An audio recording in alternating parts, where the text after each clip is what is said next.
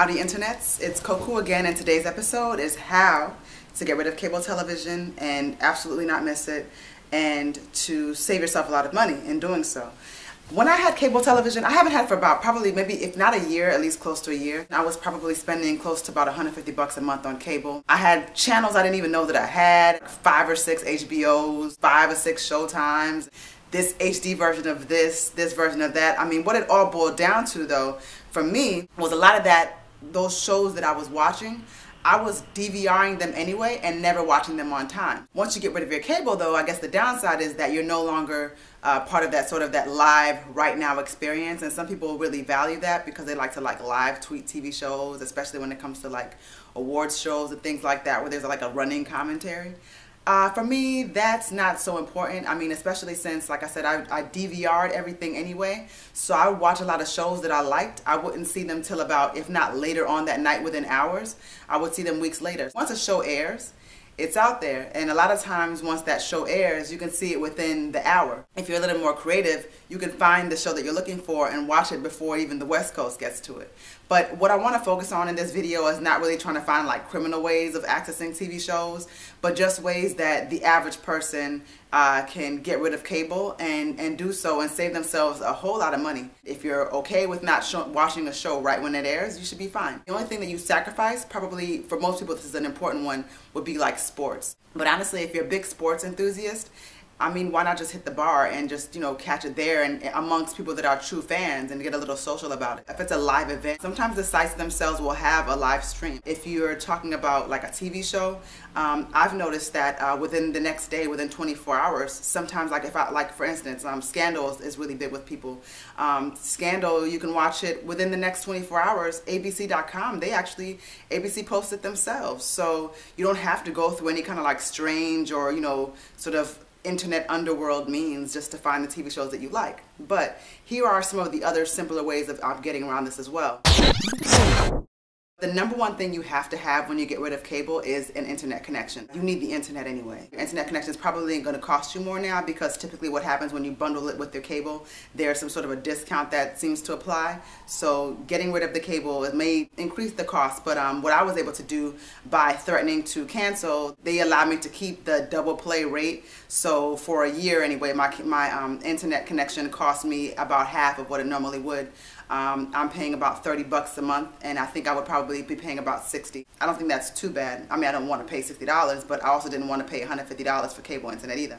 Now you need to have some kind of a device that will allow you to stream television.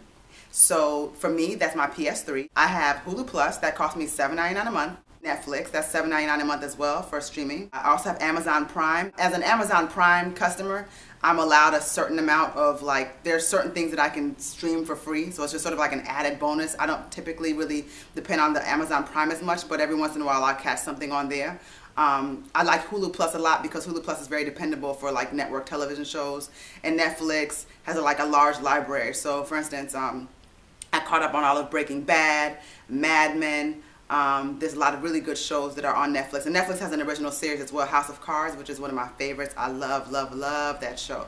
If you're not a gamer or don't see any value in having a PS3, you don't really have to get that. You can get like an Apple TV or a Roku box, just something of that sort. Some of these smart TVs as well have, you know, the Netflix app on them, and that might be a way that you want to go. I don't really see a value in a smart TV. I just think that they're overpriced. I mean, it basically does the same thing, and at least with my PS3, I can pop a game in it. You know what I mean? So I'm not going to be the one to sell you on a smart TV. Not at the current price point anyway. You can Google some of these shows. If it's popular enough, it's out there on the internet. I don't want to encourage anybody to go to illegal sites and download things that you shouldn't be downloading. But a lot of shows are just out there. I mean, you can just stream them without having to download anything at all. And with a reliable internet connection, you've saved yourself a ton of money. I get to watch every single show that I want to. And I've also noticed that by not consuming so much mindless television, I'm a little bit more deliberate about the choices that I make in terms of what I do watch. I'm not watching TV all day just because it's on, you know what I mean? Like I no longer have to watch like all the ratchet reality shows, you know, it's just not even necessary. And like once you've weaned yourself off of all of that, you just find that, you know, you just sort of free up time in your life to do other things. One other thing I think it's great is just YouTube. If you go to YouTube, especially some of these network channels, like National Geographic, I mean, I just found out the other day how to survive a gorilla attack, how to survive a bear attack, and how to survive an elephant attack. One of my favorite shows from National Geographic is To Catch a Smuggler. That's also on their YouTube channel. MTV doesn't even play videos anymore, so if you go to like an artist that you like and go to their Vivo channel, you can see every single video that they have that's currently out. If you want to do that, you can even stream music through, you can create playlists through YouTube, so you can even free up space on your hard drive. There's just so much stuff that you can do through the internet that does not require you having to spend a ton of money to do it. If you want to talk about something a little more complicated and in-depth, or kind of understanding things like torrents and downloading movies and DVD screeners and things like that, I feel like that's a whole nother conversation, and if it's something that people really want to talk about, I'll get into it. But for right now, I just think just on a basic level, most people would be okay with just the Hulu or the Hulu Plus. I think Hulu Plus is worth it. Like I said, $7.99 a month. It's not that bad. The Netflix has an excellent varied library. I have Amazon Prime, like I said, just because I have Amazon Prime anyways. I get quite a bit of programming through that. It's not, again, not one of my major places that I look for programming, but it's there. And also iTunes. You can rent movies through iTunes.